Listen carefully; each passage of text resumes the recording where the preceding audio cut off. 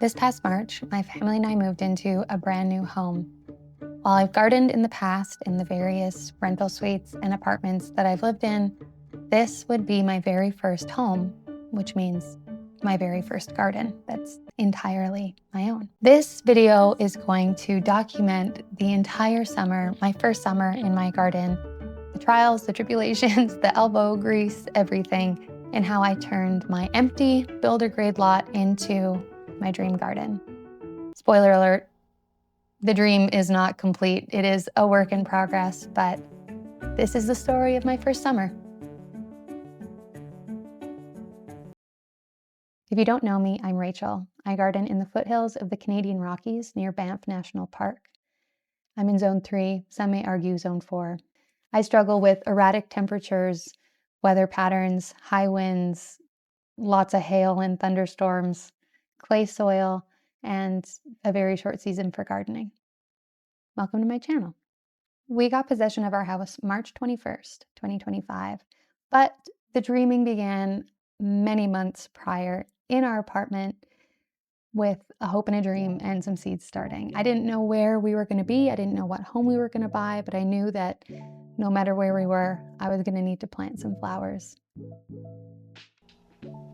So with my 3-month-old baby in tow, I began starting tomatoes and peppers and some perennials. I was hoping to start all of my plants from seed that I was going to plant in my garden, and I knew that was a lofty goal, but I think I did pretty well considering. I did buy a bunch of plants, but I'm just a girl. I can't be helped. So once we got possession, my father-in-law dutifully packed up all my planters and all of my plants, and he drove them over to me. I wouldn't let the movers touch them, and he drove them over to me in his truck, and then it was go time. Or so I thought. Because there were a few limiting factors as to when we could start actually landscaping the garden. Number one, we needed a fence. Number two, we were promised a cement pad to be poured at our walkout, and we were waiting on trades for both of those things. And both of those things required machinery, tradespeople to be in our yard.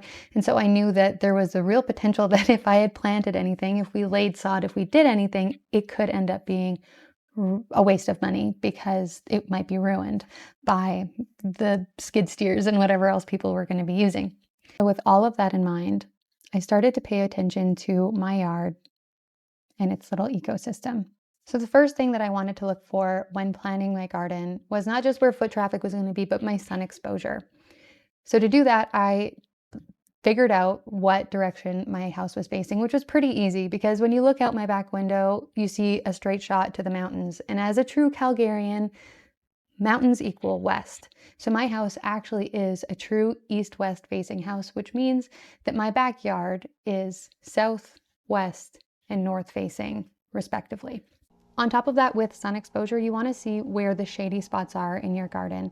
Now, since it's a new build and it's a new neighborhood, new construction area, there are no large trees. There are barely any trees whatsoever. So there was no wind shelter or sun shelter given from trees. And the only thing that I really had to take into account was my house and the house next to me. Luckily, there's no one that lives behind us. So for the most part, I really didn't have to take into account too much shade. So with all of that in mind, I picked a few different spots that I wanted to be their own kind of garden rooms. The first being the kitchen garden, where I could put up my Facebook Marketplace greenhouse, build some raised garden beds, and grow some veggies. The best spot for this, in my mind, was the side of my house that gets the most sun exposure, so the south-facing side.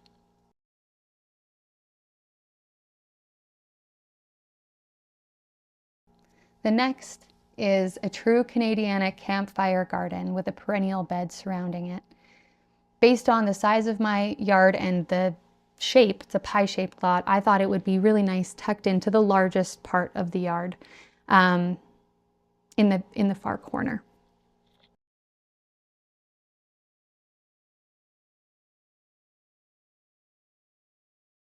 The next area is a true lawn. I have dogs and I have a baby, and we just need an actual lawn for the kids and the dogs to play.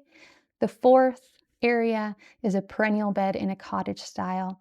We do live near the mountains, and so we have so many fun mountain flowers as native plants, and so that lends itself really easily to the cottage style. And who doesn't love a little whimsical cottage garden? Having a daughter, being a daughter, I jumped at the bit at the idea that I could have my own cottage garden that I could turn into whatever I wanted. Now, the fifth area, the fifth garden, is one that I did not originally intend to plant up, and it will be on the north side of the house. I'm not going to tell you what it is yet because it was a late addition, kind of like a surprise character in my garden that didn't show up until, honestly, September. So stay tuned to find out what the fifth garden is going to be. So considering the work that needed to get done in my yard, considering the sun exposure and the plants that I had started, I chose to work on the kitchen garden first because it was tucked away enough that it's not in the way of anything. And additionally, all of my tomatoes and peppers were taking up the entirety of my kitchen table. So my husband asked kindly if that could be the first thing that we do. The first order of business was taking a shovel to flatten an area where I could place a level greenhouse.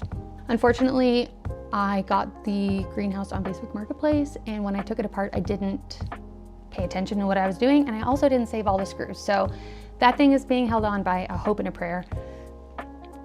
And it was a real bitch to put together.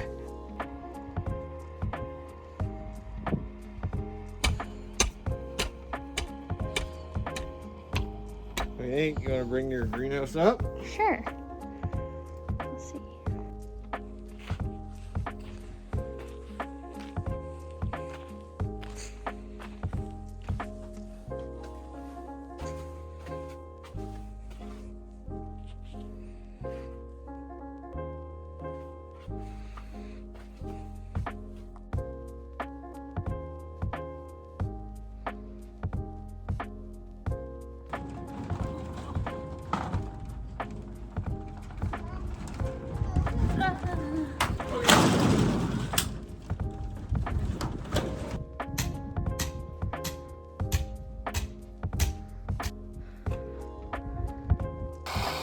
Once we had a spot for the greenhouse, Jim built me my first raised garden bed.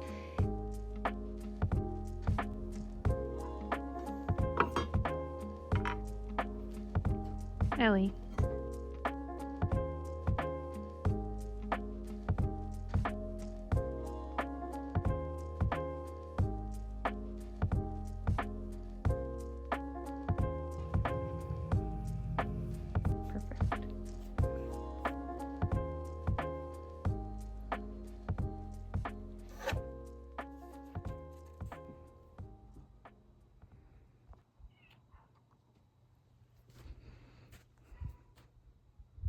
Once that was in and filled with some soil, I transplanted my kale and my beets and planted some sugar snap peas that I got from a local vendor.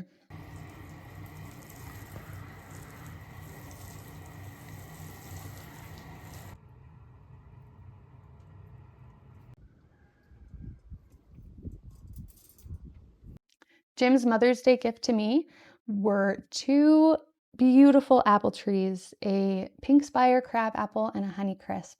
And I didn't take any footage of me planting them in the yard, but you'll see where they are. One is anchoring the Canadiana garden and the other is in my cottage perennial bed.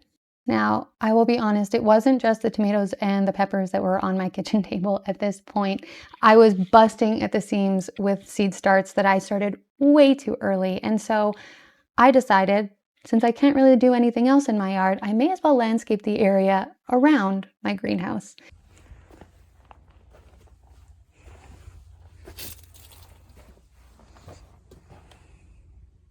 And so I amended the soil with compost, kind of flattened it out, graded it a little bit.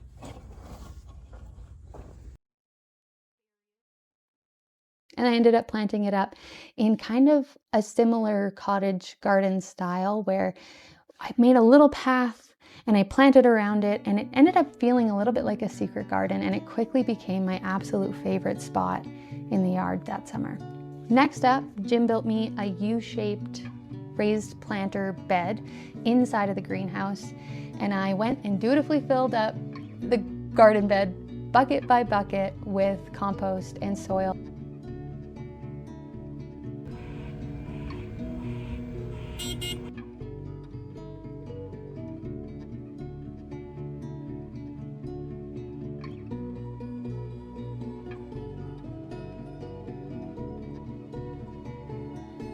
This, unfortunately, is where my first garden injury happened. I hurt my back pretty bad doing this, and now I know my limits. I'll play within it. Once it was all full up with dirt, I was able to finally plant my tomatoes.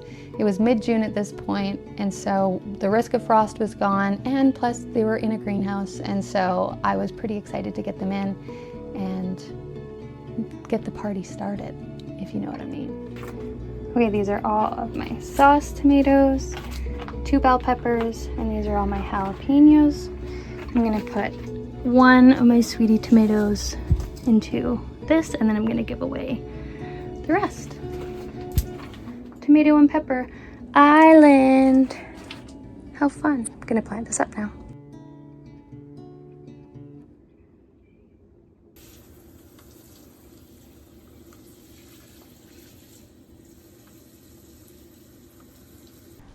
So I planted in all of my tomatoes yesterday to the greenhouse, and I just realized that it's 29 degrees outside and I haven't checked on them. And I don't think I opened the door, so I might have cooked them. Let's see. Oh yeah, they're good.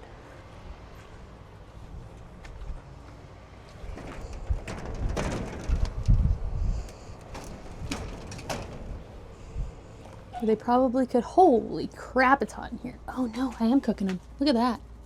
Whoops. I'll go get you guys some water.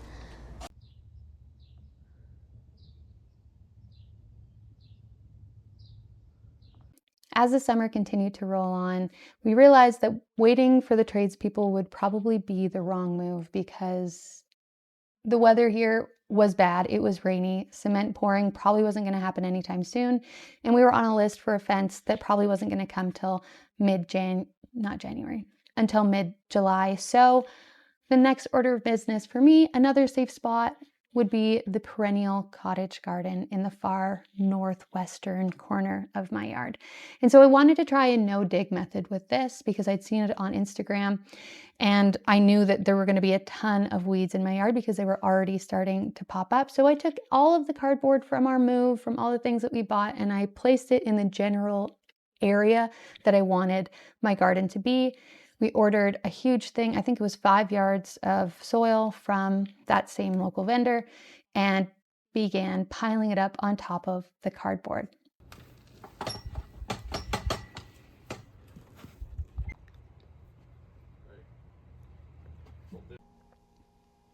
I will admit that I likely should have tilled because I have such heavy clay soil. It's such a stark difference between what's on top and what's below, and I really need to work on fixing my soil structure instead of just planting on top of it.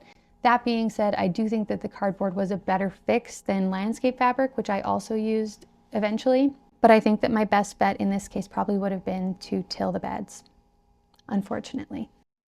Speaking of weed suppression, the weeds at this point got so bad I could not keep up with hand pulling them.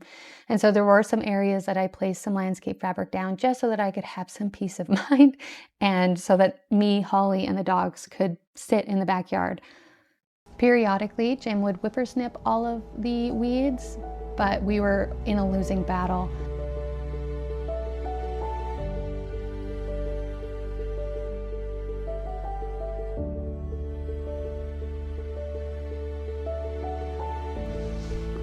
I'm gonna plant this today. Finally. I'm excited. Got a little bit of a wrench in my plans here. My baby's awake, but luckily it's a nice day, so.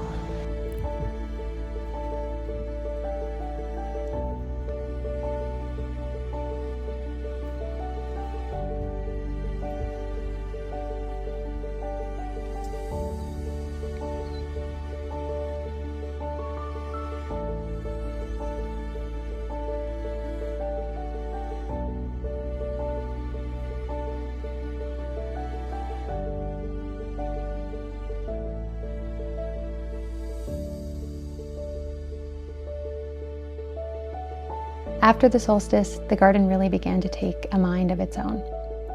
Things were sprouting and growing and breathing life into the wasteland that was my backyard. Jim built me a second raised garden bed just below the first one for the kitchen garden.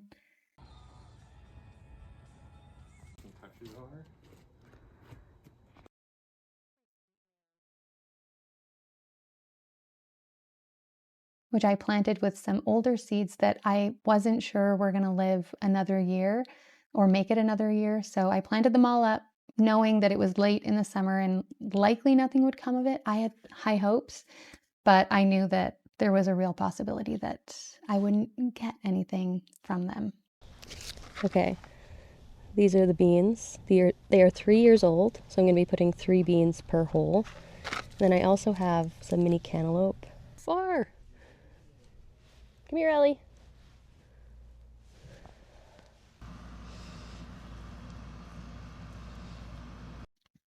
But I hoped for the best.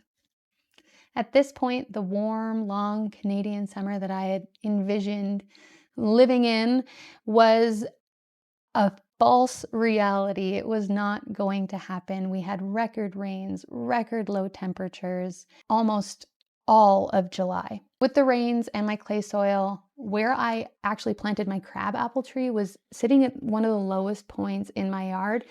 And even though they're very hard to kill, my crabapple tree was actively dying from being overwatered. So what I did a little bit of surgery. I pulled it out of the ground, grabbed a bunch of dirt, filled the hole with new soil, placed the tree back in the hole a considerable amount higher than it was, and then backfilled it, kind of making a little bit of a hill around it so that the water would drain out instead of just soaking in.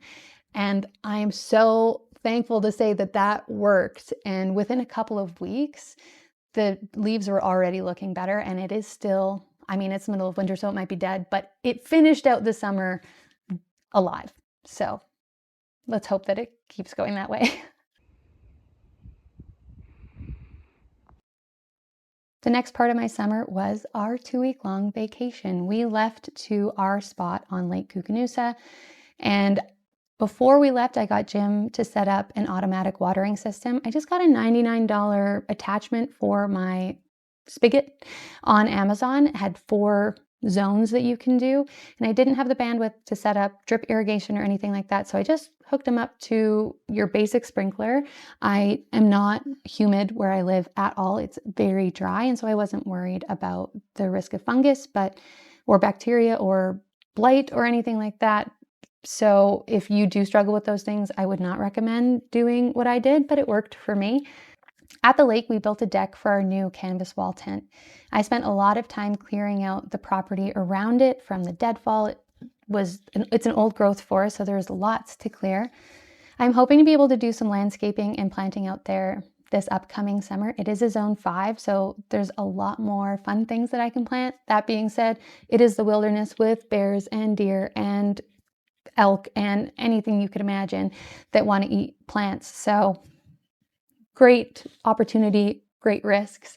If you want to see us build that entire structure and set it all up, Jim has a YouTube channel for hunting and outdoors, and we have a video out there. I will link it down below if you want to watch it. When we got back, almost everything was still alive for the most part, including the weeds.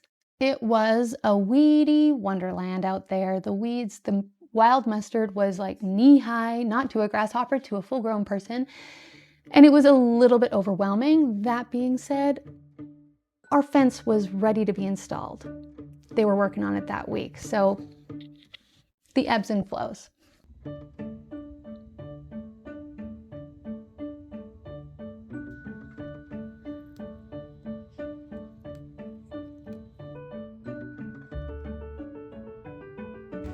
We have a fence. How fun. And a gate.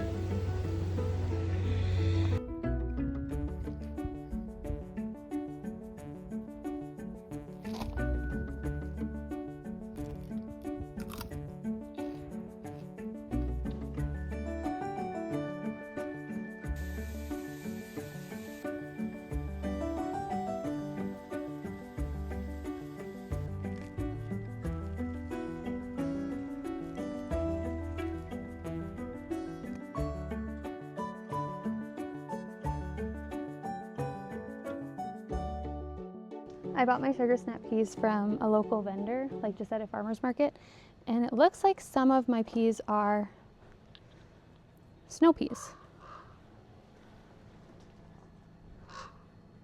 not sugar snap.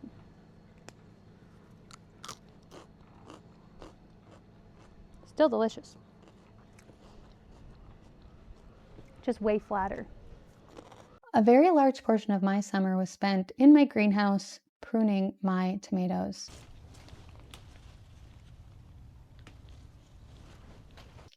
Hours and hours of pruning my tomatoes.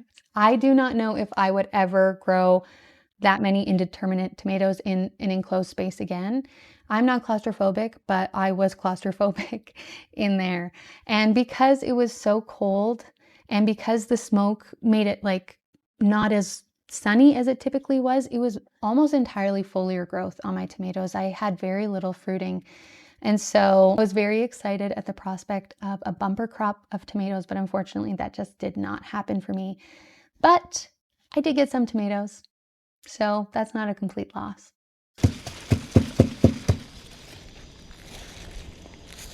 That's a pretty good beet. Sizable beet right there. I'm pretty proud of that one.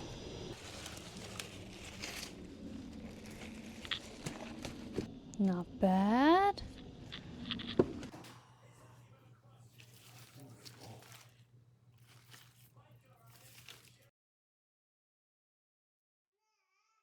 It is July 23rd, and last night we had a frost warning, so I ran out with my husband and we covered up as much as we could. You can see my breath still, it's quite cold. Covered up as much as we could. I've got melons here. I have a greenhouse that was missing a panel, so we did our best to batten down the hatches. It did not frost, thankfully, so everything is still looking good. And yeah, that's where we're at. If you were worried about the frost, it didn't come.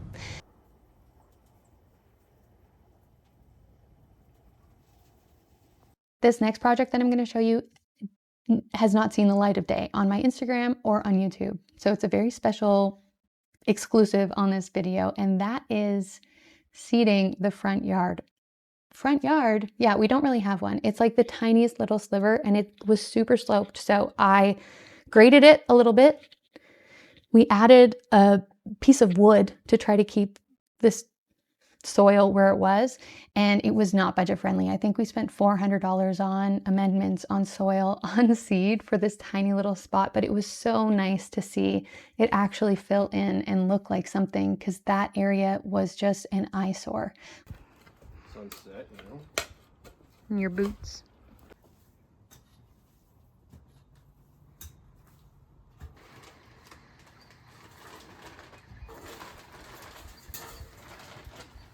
We share it with my neighbor, and my neighbor is not, doesn't keep it up. And so it was nice just to have a little bit of peace in our front yard. When people came to visit our new house, it like looked like a dump. So anyway, I'm glad that we did that. Hallelujah.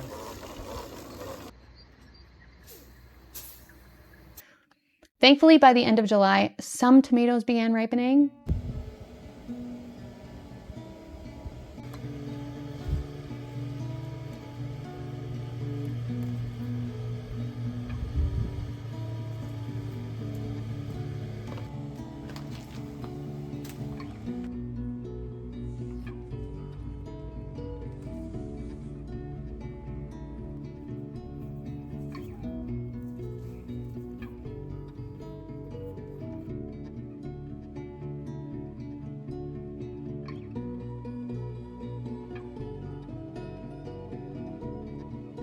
And I was able to start canning them up alongside my beets.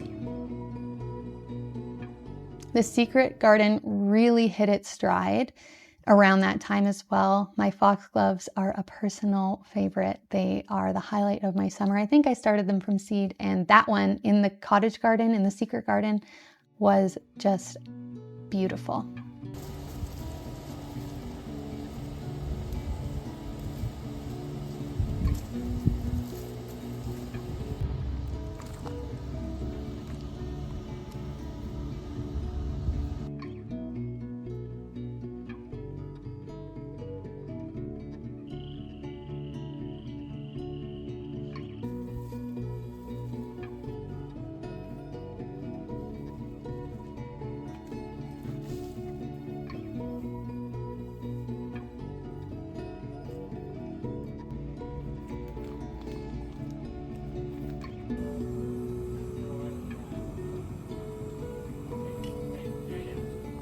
Okay, we're gonna have a little bit of this cucumber that I grew.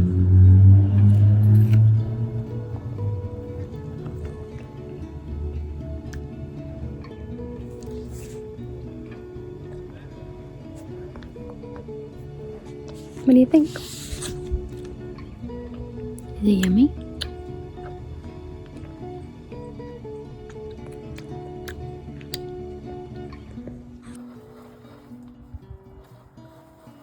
And then August came. And our cement pad was finally poured. Unfortunately, they absolutely carved up my lawn in the process. It was horrific. We complained enough, and thankfully our builders came and regraded and put new loam on top of everything. So the weeds were gone, the rivets were gone, everything was gone. It was a blank slate in the middle of August, after all of these months of feeling like I don't even want to be in my yard because there's so many weeds. It's so ugly. Nothing's getting done. Finally, a breath of fresh air. Thank you for being patient. This is the story of the secret 5th garden. One day, on a whim, I entered an Instagram contest to win a Japanese maple. A Japanese maple, you may say. Those are hardy to zone 5, not zone 3. You would be correct. So here's the story. The nursery had like 5 left, 5 of these Japanese maples left.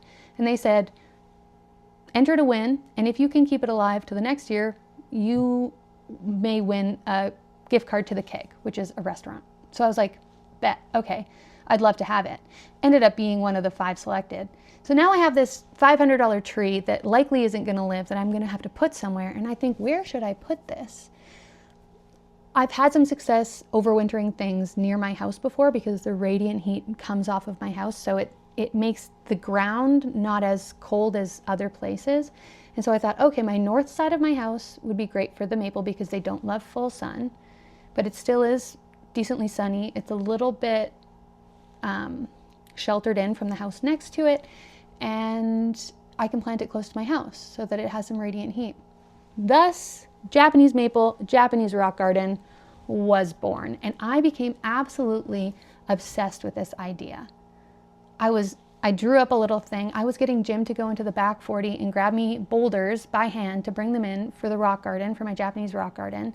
I went to every end of season sale I got some heucherellas. I got a bunch of different things to plant into this area that was originally just supposed to be a utility space. Like, we're going to put a shed back there, and we've got tires back there, and it's ugly.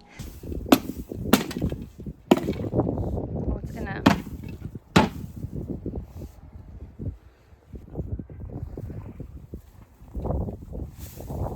Woohoo! Like that? Yeah, it needs to come a little bit toward the house. Yeah, that's pretty good, I think.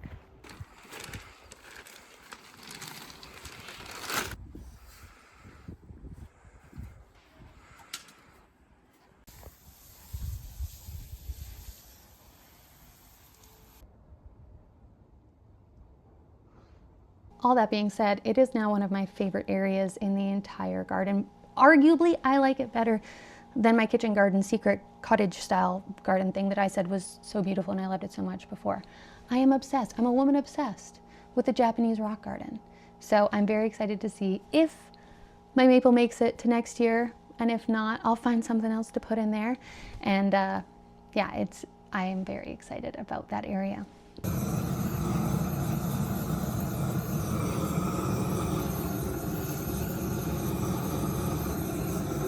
While we had the fence panel off, they took a fence panel off of my fence so that they could grade.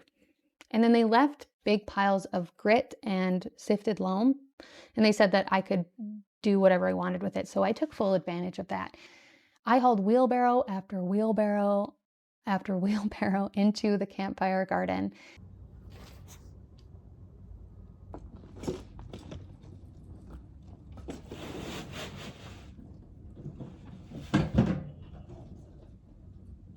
And we ended up actually buying some plastic borders and finally creating borders around all of the spaces, all of my gardens. And that was just such a nice button on top of everything, so to finally show what I've been doing, what my vision is.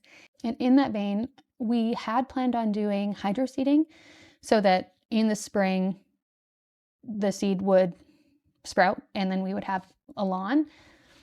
But my neighbors, a couple doors down, knocked on my door one day and said, "Hey, we have all of this extra sod from our lawn. Would you like to buy it for $30?" And I said, absolutely, I would. This ended up taking a decent chunk of my yard, and it just gave me this like sod fever.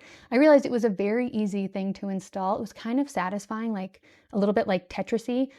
And I became a woman obsessed. And I found someone on Facebook Marketplace that dropped off an entire pallet of sod for me, and I planted it out at every moment I could get. And Holly was napping, sleeping into the late hours of the night until everything was completely laid. The whole yard isn't done, but a good chunk of it is. And we got it all laid just before the first snow, which was so satisfying.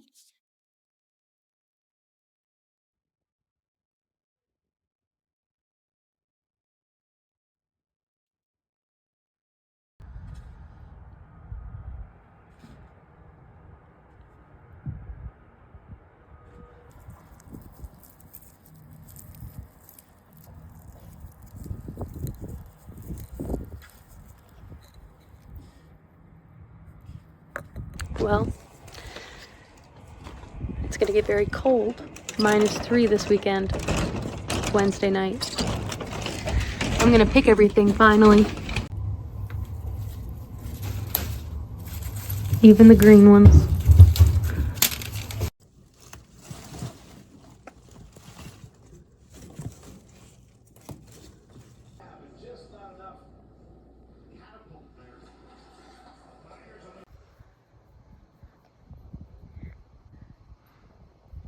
And then the frost came, which I knew was going to happen.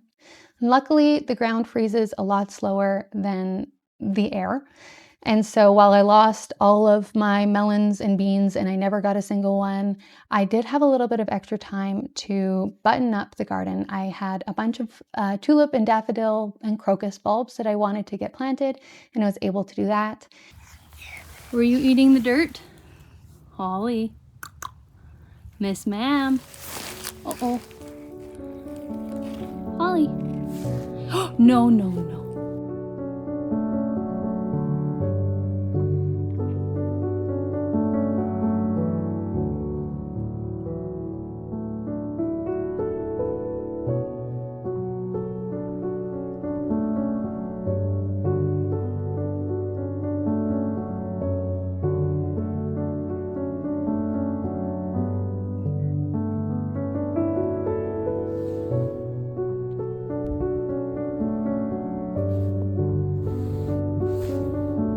And I was able to mulch up my perennials in the hopes that they would survive the long winter.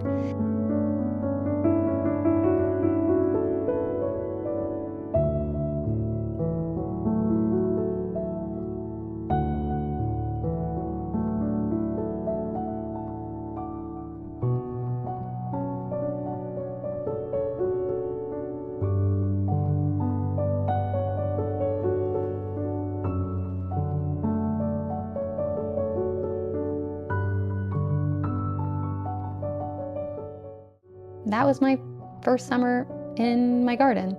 It was not a very good one. The weather did not cooperate. The tradespeople did not cooperate. Everything took a lot longer, except for the weeds. They did really, really well. But I wouldn't change it for anything. I think that the best part about growing things is the struggle and the anticipation and the worry in kind of a convoluted way. Because if you don't worry about your plants, you don't care about them. And then if you don't care about your plants when they finally bloom, it doesn't mean as much. My tomatoes did not do well, considering. But every time I open up a jar of my tomatoes, I can taste how hard I worked for them. And that says something. Now when I step out on my grass or I see my dogs pooping on the lawn, I have this deep sense of pride and satisfaction that I laid that sod for them in the middle of the night with a headlamp on because I care. Because I care about my yard, about my house, about my family, about the environment that we live in. And I think that when you care about the environment that you live in, it cares back. And so I'm so excited to see how everything survived the winter and what more I can do to make it better and what more it can show me to make me better. Because I know that I'm better for having this really hard year in my summer. And I know that my yard is better for it because I can see it with my eyes. So thank you so much for watching. Thanks for letting me get philosophical there at the end. And I'm going to end this with some before and afters. Like, comment, subscribe. I would love it if I could reach 500 subscribers. That's just a goal that I have. It was a goal to make it by the end of the year and I didn't. So yeah, I would love it if you could subscribe. Comment below where you're gardening from or what your favorite project was that I did this summer. And yeah, I'll see you next time. I'm starting seeds this week, so I'll show you that. I'm going to grow an onion this year. Okay, see you there. Bye.